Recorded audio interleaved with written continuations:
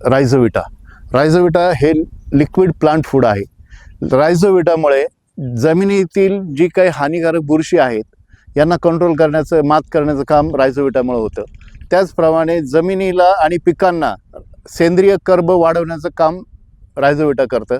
आणि जमिनीतली जी जीवाणूची सृष्टी आहे, जीवसृष्टी आहे, ती जिवंत रायझोविटामुळे होते. जैविक ॲग्रीपॅकमधलं दुसरं प्रोडक्ट आहे, हे आहे फॉर्टिस.